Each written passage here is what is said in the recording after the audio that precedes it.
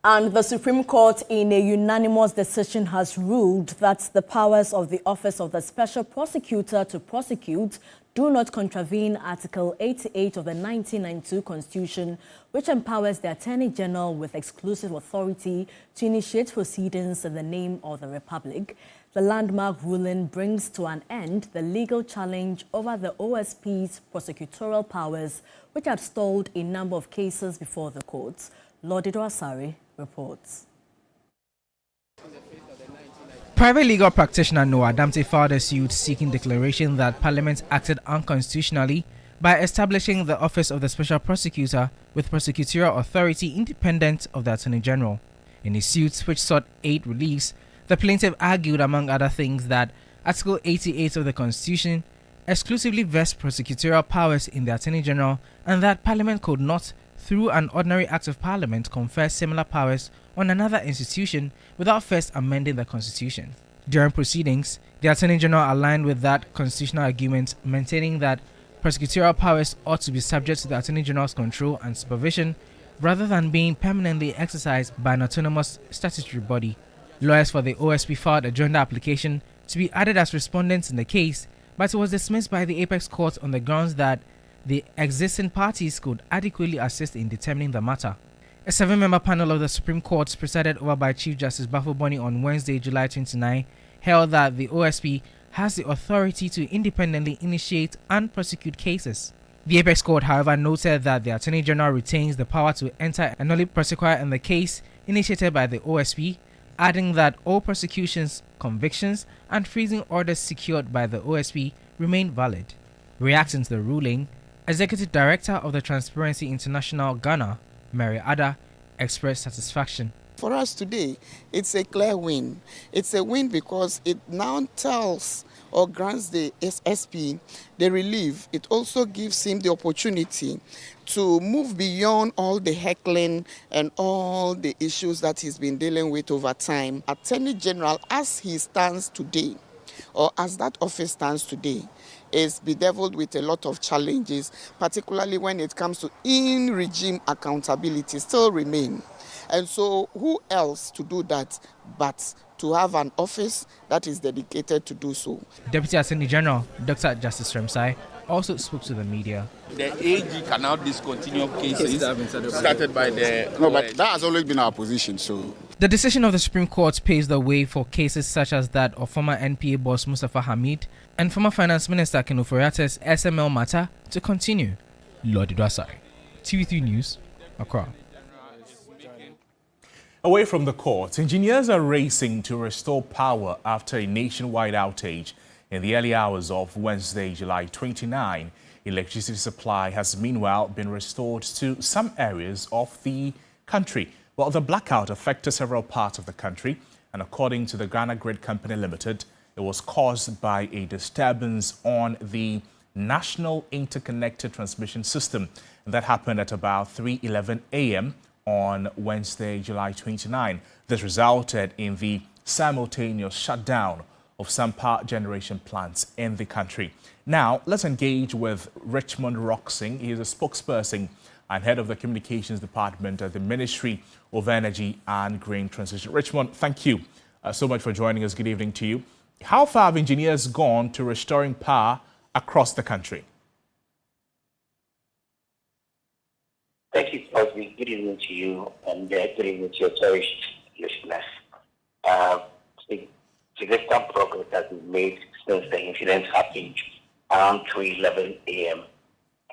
Since 3:11 we had significant parts of this country being off. But as we speak, I can confirm to you that most areas have had their power supply restored.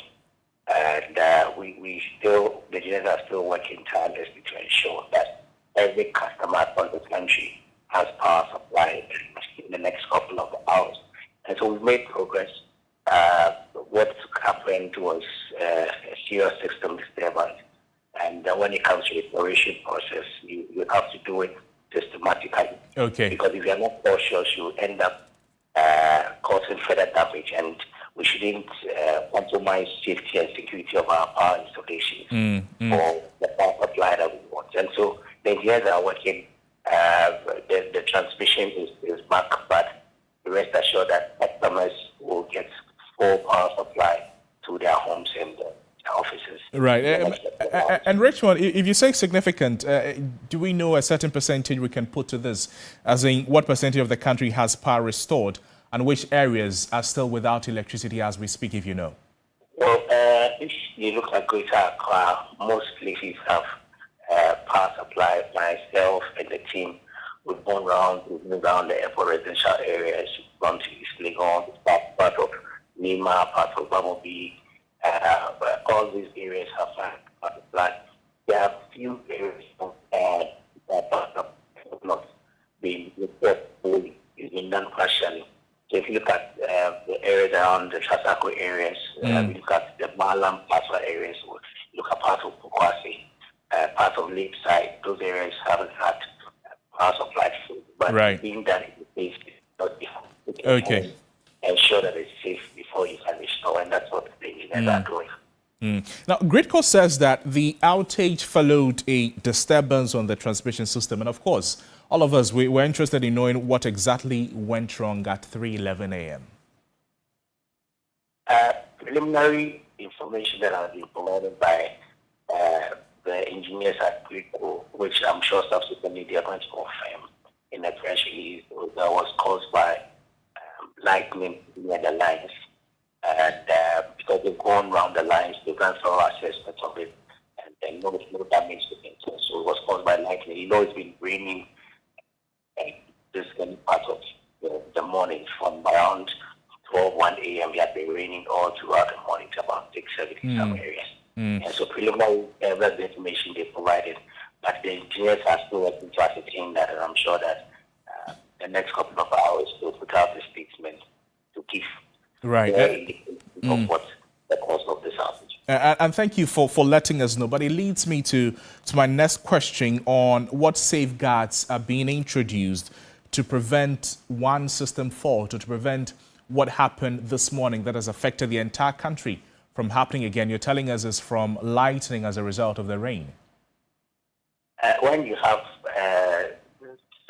we have such occurrence that is affecting the national interconnection transmission system, there is minimal thing that you can do. But it's not a matter of one power plant going off and another also going off. There's enough security in place. But when you have some of these things caused by natural disasters like lightning, it's very minimal that you can do within the period. But if you look at even the statistics across Africa, Ghana's transmission system is a very robust one. Okay. It's rated around 99.5%, and so it's very robust. But once they're using systems from time to time, these things will happen. And Richmond, I know I said that would be my last question, but energy sector watchers are now saying that what happened this morning is both technical and as a result of years of underinvestment in the distribution system. Is this something you'll corroborate? So this is completely false. You are talking about transmission systems, so those who have been talking about distribution do not have the full appreciation of how the power systems, the chain works. Distribution is completely different from transmission system. But like I mentioned earlier, our transmission system is one of them, very robust when you do the data analysis in that. And it's around 90%. So that has nothing to do with distribution. Thank you. Richmond Roxon, thank you so much for your time with us on the program. Richmond speaks for the Ministry of Energy and Green Transition there. In more news tonight, the chairman of the Vice Chancellor's Ghana, Professor Richard Amankwa, has called for a more balanced conversation on claims that university programs do not meet demands of the job markets. Speaking on the sidelines of the Vice Chancellor's Ghana Conference on Higher Education in Accra, he said that while concerns about graduate employability are valid, it is inaccurate to suggest that all university programs are disconnected from industry needs. The relevance of university education to the changing job market remains a major topic in the higher education sector. Speaking on the sidelines of the Vice Chancellor's Ghana Conference on Higher Education in Accra, Chairman of Vice Chancellor's Ghana, Professor Richard Amankwa, indicated that the issue should not be viewed as a blanket failure of the university system. Instead, he stressed the need for continuous assessment of academic programs to ensure they remain relevant to the evolving needs of industry and national development. Certainly, it is not every program that we run in the university that will meet some conditions in the job market. I come from the University of Mines and Technology, and we train people not only to acquire certificates, but also to get skills for the minerals and allied industry.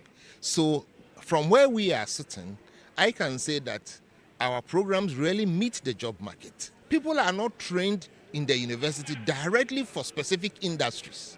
So when you employ a graduate, the first thing to do is to train the person to fit into your job space. The conference brought together vice chancellors and educational leaders from across West Africa to discuss the future of higher education and how universities can embrace technology, strengthen digital infrastructure, and ensure graduates are equipped with skills that meet the demands of the modern job market. We have to have this conversation to look at the policy direction in terms of educational leadership and transformation, and how this digital infrastructure and knowledge can be pushed to the next level as far as Ghana and the West African sub-region is concerned. Executive Secretary of the Vice Chancellor's Ghana, Dr. Sena Kweglu Freku, said the rapid pace of technological advancement makes it necessary for institutions to constantly review their approaches to teaching and learning. We know that the strategies are there, the AI and all these things that they are including, but we want to look at the specific policies that institutions have in incorporating AI into their teaching and learning.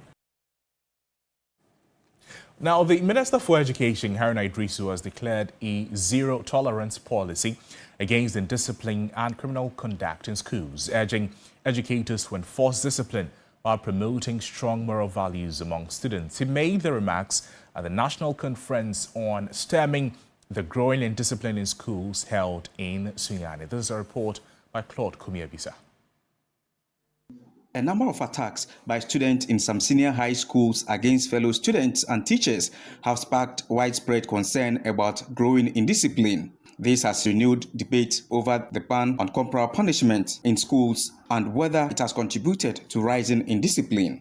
Addressing participants at the National Conference on Stemming the Growing Indiscipline in Schools in Sunyani, the Minister of Education challenged stakeholders to reflect on whether corporal punishment should be reintroduced as part of efforts to address the problem. I simply could have reduced my speech as I intend to a question. Should we reintroduce corporal punishment? So President Mahama, Minister Haruna Idrisu, Director General Education, in search of answers to this question. Today, you have my authority and support, and that of the President and the state, to declare zero tolerance for soup and bunny. You have no excuse not to let it work, and you have our full support to make it work. The minister further stressed that the greater priority is rebuilding the moral foundation of young people through values such as honesty, integrity, responsibility, punctuality, and hard work. The moderator of the Presbyterian Church of Ghana, Right Reverend Dr. Abraham Nana Oparikwachi, called for a renewed national commitment to restoring discipline in schools. The issue of discipline requires very, very important thinking. The church therefore supports all good approaches that would restore school discipline to our school. Bono Regional Minister Joseph Adai Akwabwa called on stakeholders to make the conference a turning point in restoring discipline and rebuilding public confidence in Ghana's education system. Claude Kumi Ebisa, TV3 News, Sunyani. The National Labour Commission has revealed that it handled more than 13,000 labour-related cases between April 2005 and December 2025, with a significant number involving dismissals and unfair terminations in both public and private sectors. The Commission says the figures point to persistent violations of Ghana's labor laws, particularly by employers who continue to terminate workers' employment without following the due process outlined in the Labour Act 2003, Act 651. The Executive Secretary of the National Labour Commission, Dr. Bernice Welbeck, disclosed the figures while reflecting on the Commission's 20 years of promoting industrial harmony and resolving labour disputes. According to her, for the period spanning 2020 to 2025, the Commission recorded a total of 2,778 labour-related cases, including 336 dismissals and 973 cases of unfair termination. Total number of cases recorded from April 2005 to December 2025. The Commission handled a total of 13,113 complaints. Dr. Welbeck expressed concern with what she described as the abuse of employers' right to hire and fire, saying many workers continue to lose their jobs without due regard for the Labour Act 2003, Act 651. In the contract of employment, it has actually, or a collective agreement, they have stated grounds for termination of employment. Yet the employer goes to trigger notice only to terminate. Now, the Ghana AI Summit and Awards is taking off in Accra, bringing together policymakers, innovators, and industry leaders to explore how artificial intelligence can accelerate Ghana's digital transformation. The two-day event is expected to strengthen the country's AI ecosystem through collaboration, innovation, and skills development. Continues to position itself as one of Africa's emerging AI hubs following the launch of its national artificial intelligence strategy. Building on that momentum, the Ghana AI Summit and Awards brought together stakeholders to discuss the practical application of artificial intelligence across various sectors of the economy. Dr. Kwame Ahiabenu is the chair of the Ghana AI Summit. So last year we planted the seed with the first AI Summit, and we are building on this. And the whole goal is to ensure, as a country, businesses operating, organizations operating in Ghana, how can we ensure that we are on top of the AI game in terms of usage, in terms of ensuring that the implications of AI, job gain, job losses are all infused in the ecosystem. Beyond the conversations, Dr. Ashley Milton says there are several untapped potentials that artificial intelligence presents. AI is not necessarily replacing jobs, right? I think what it is expanding the workforce, especially if we adopt it correctly. So just because you bring AI into your company doesn't mean that you're doing so to kind of cut back. It means that you want to grow in a more evolutionary way. And in Africa, since we haven't really gone through a lot of revolutions, this is a revolution that I feel like we can adopt and really expand our enterprise and our footprint. The Vice President for Africa, Middle East and Turkey at Meta, Kojo Boakye, says a major priority is ensuring young people are equipped to develop AI solutions that address local challenges and compete in the global digital economy. What we're seeing around the world is an encouragement of young people to use AI, to understand that this is the future. How can we ensure that young people are digitally literate enough to be able to use AI to enhance the things they do in terms of creativity, in terms of education, in terms, for many young people here, finding work. And I think the onus should be on how do we put AI into the hands of young people. How do we give them the sufficient training to ensure that they can extract the very, very best of AI? And that's something that Meta is extremely focused on. The event concludes on Thursday, July 30, with the Ghana AI Awards. Access Bank Ghana has partnered with the United Nations Population Fund to strengthen efforts to eliminate obstetric fistula in Ghana. The partnership seeks to mobilize resources to support life-changing surgeries, create awareness, and improve the lives of women living with a childbirth injury. Thousands of women living with obstetric fistula. The condition goes beyond physical pain. It often leaves survivors battling stigma, isolation, and emotional trauma.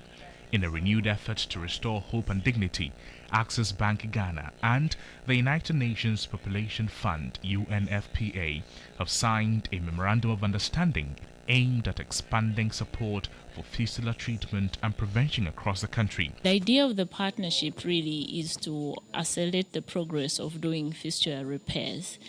Here in Ghana, about 700 to 1,200 women actually do get fistula as a result of giving birth. As you know, fistula is really a birth-related injury. And therefore, those estimations, as time go by, if repairs are not done on time, it leads to a backlog. Axis Bank says the initiative forms part of its broader sustainability and corporate social responsibility agenda, which focuses on improving healthcare outcomes and supporting vulnerable communities. Women constitute the larger portion of our society, and they suffer all kinds of challenges. And we really cannot continue this way. I mean, having known the challenges that they suffer, especially in this area, we thought that inaction is not an option. So as a bank, we've galvanized our staff, galvanized all the resources that we can muster to provide support for women who have these challenges. The collaboration is expected to strengthen ongoing national efforts to ensure more women receive timely treatment while helping to prevent future cases through education and improved maternal health care services. Let's now take a look at how the weather situation will be like for parts of the country within the next 12 to 24 hours. Weather News segment is brought to you by Syntex Tang.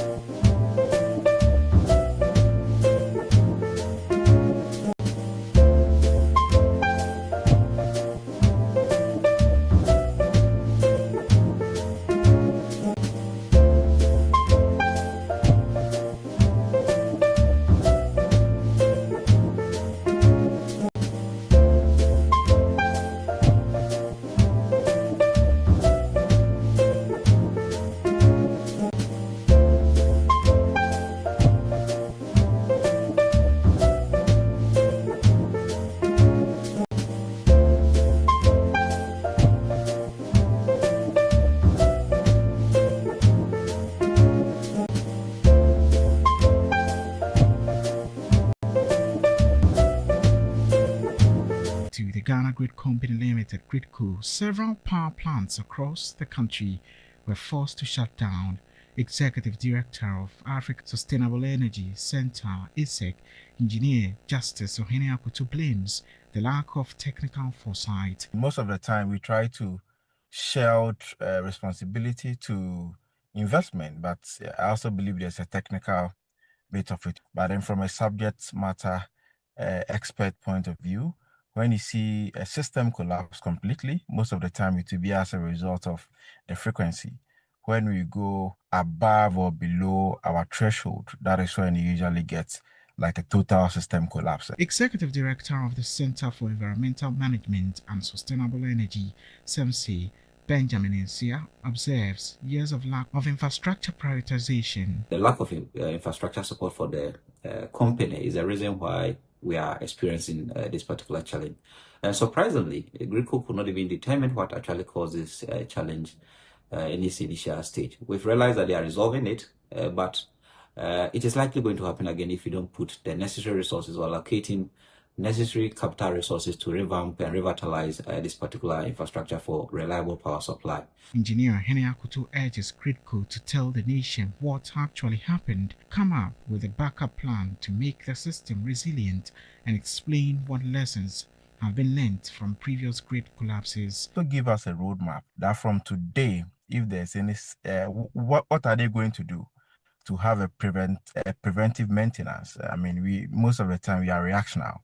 To have a preventive maintenance to make sure we don't have a system collapse again. And even if it should happen, what is the measures to give us a restoration plan within seconds or minutes? The power cut has left homes, businesses and essential services without electricity across multiple regions of the country.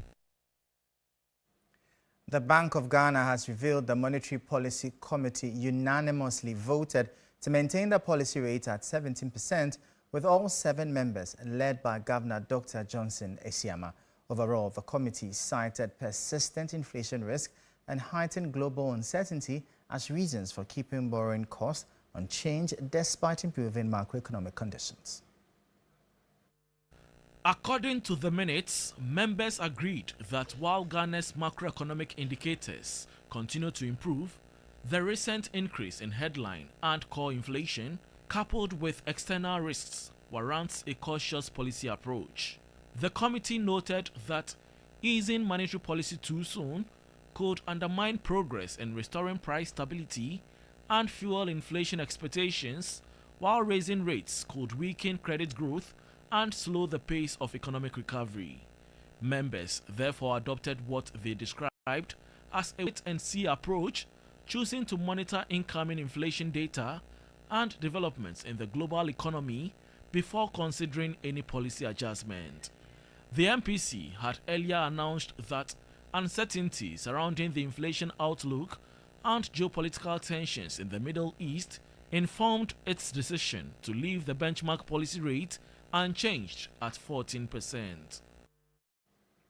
Mantra Ghana has unveiled new financial partnerships with 5 leading banks aimed at improving access to financing for businesses investing in heavy equipment. The initiative brings together EcoBank, Absa Bank, Fidelity Bank, Access Bank, and Stanbic Bank to offer customers more flexible financing options, including competitive interest rates and extended repayment periods. Mantra Ghana says the partnerships are expected to reduce the financial burden associated with purchasing capital-intensive equipment while supporting economic growth and the government's infrastructure agenda. We've partnered with EcoBank, Absa Bank, Fidelity Bank and Access Bank, as well as Stanbic Bank. We have an agreement with them such that they have reduced rates and extended tenor. We do understand that when it comes to financing these equipment, they can be capital intensive, and so there's that flexibility to customers as well. Beyond financing, Mantra Ghana also used the event to engage customers and introduce its Service Commitment 2.0, designed to improve after-sales support. Partner institution Absa Bank Ghana says the collaboration reinforces its commitment to supporting businesses with tailored financial solutions. We've been banking with Mantrak for over 50 years, and we've been supporting Mantrak customers. This is the first time Mantrak has brought together 5 banks to do this. But for us, this is not new, and we are committed to the development of our customers and also the economy.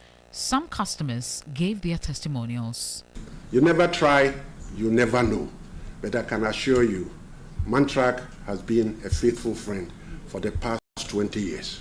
The partnership is expected to improve access to equipment financing, helping businesses expand operations while strengthening productivity across key sectors of Ghana's economy. And that'll be all for the business segment here on News 360. I am Michael Obodu. We'll bring you updates now from the currency and the commodities market.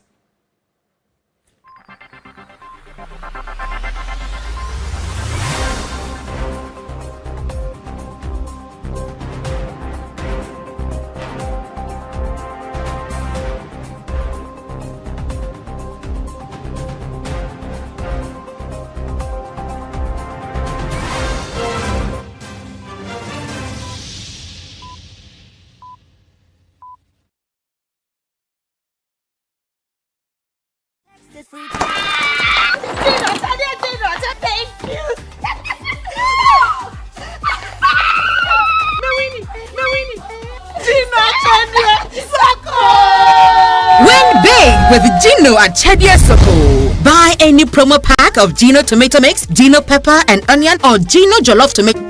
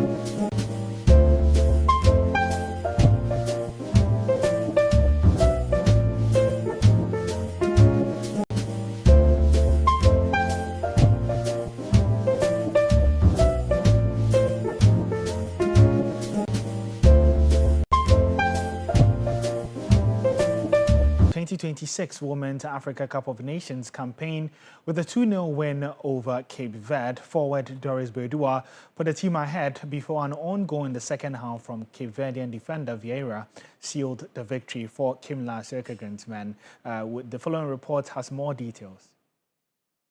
Of Ghana started off their 2026 WAFCON campaign in Group D on a positive note after winning 2-0 against tournament debutant Cape Verde. Doris Wedua scored in the 7th minute of the game before Cape Verde player Vieira headed off from a Chantel Boy Holoka cross to give Ghana the second goal. Even though Cape Verde were reduced to 10 men later on in the game, it did not change the results of the game. So for Ghana, moving into the second game with a lot of positives, 3 points and then 2 goals to their advantage. Meanwhile, Coach Kemlas Bjorkegren gave players like Benedict Simon, Sharon Sampson, Anoma Opoku, Linda Owusu-Ansah their debut in this particular tournament. Remember, Black Queens are in Group D with Cape Verde, Cameroon and Mali, and we'll be hoping that they are one of the 2 teams that qualify from the group stage into the quarterfinals, because Coach Kemlas Bjorkegren has already made it known that 2 of the major victories for the team in this particular tournament will be to qualify to the semifinals, which gives them an automatic qualification to the World Cup and possibly land their hands on the trophy that has eluded the Black Queens ever since their participation in this particular tournament. Remember, Mali and Cameroon will be playing later on, and the results of their game will be crucial to how Ghana would have to manage their remaining games going forward in this particular competition.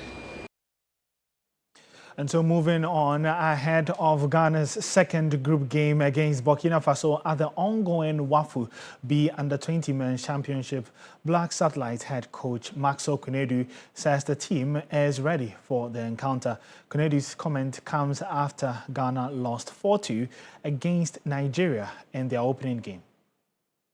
We also spoke about how to defend very well, especially under intense pressure. You know, most of the guys are new to this tournament, and some were like a bit jittery. We have worked on them psychologically. And the physical aspects, most of them has recovered and are ready to meet Burkina tomorrow.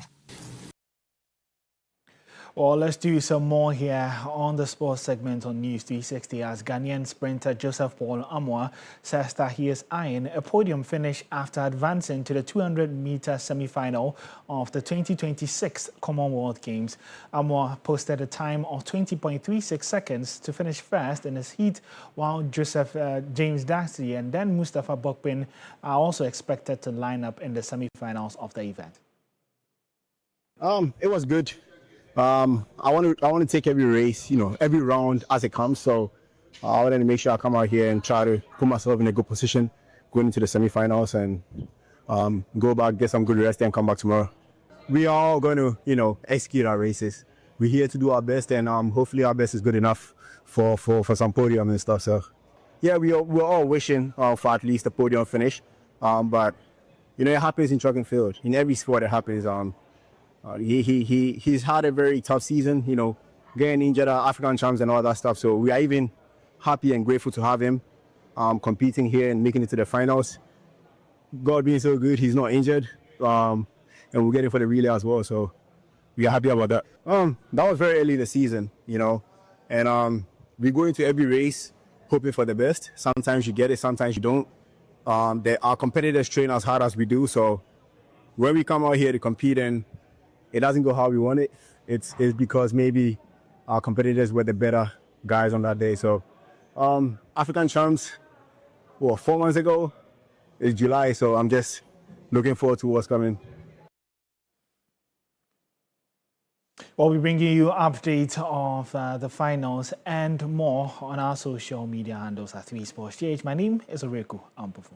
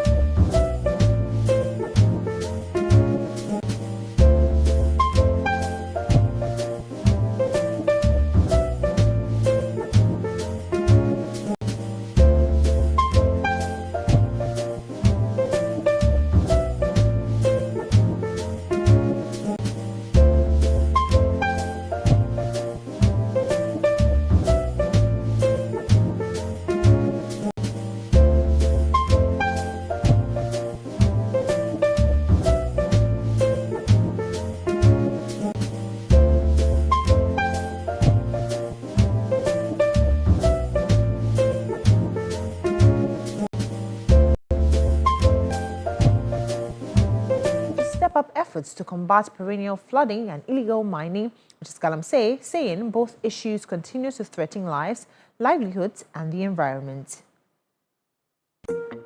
Get to you press.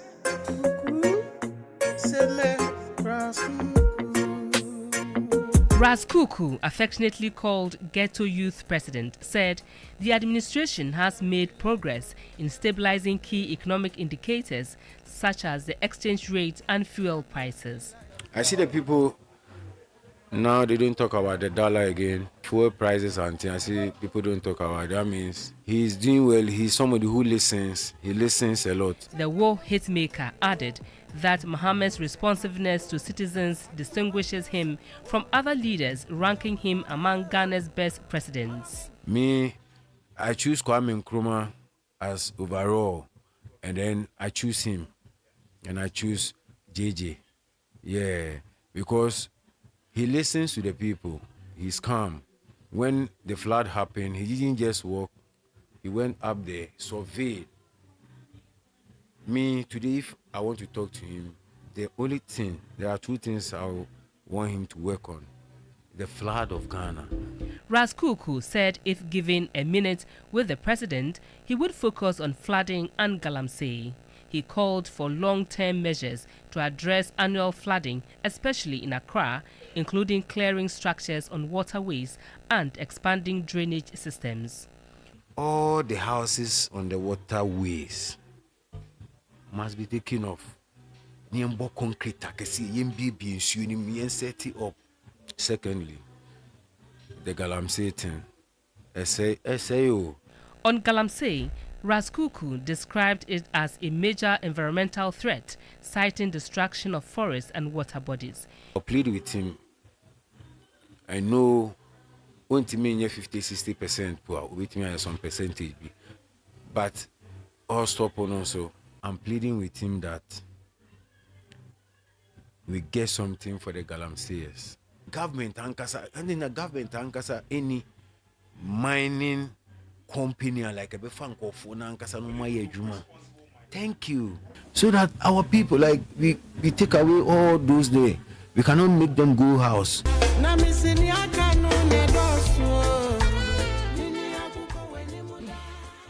Well, that's it for the entertainment news segment here on News 360. My name is Noella Donko.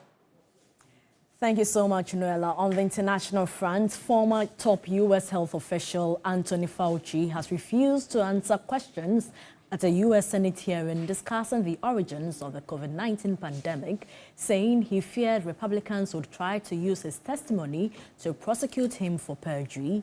He invoked the Fifth Amendment to the U.S. Constitution, which says no individual can be compelled in any criminal case to be a witness against himself. Now, the Democratic Republic of Congo says a Rwandan armed group operating in the eastern part of the country had signed a protocol committing to disarmament, but Rwanda rejected the move as inconsistent with the U.S. brokered peace agreement between the two countries. DR Congo's government said the Democratic Forces for the Liberation of Rwanda, a group founded by ethnic Hutu fighters, including some linked to the perpetrators of the 1994 Rwandan genocide, had signed a protocol on disarmament, demobilizing and cantonment.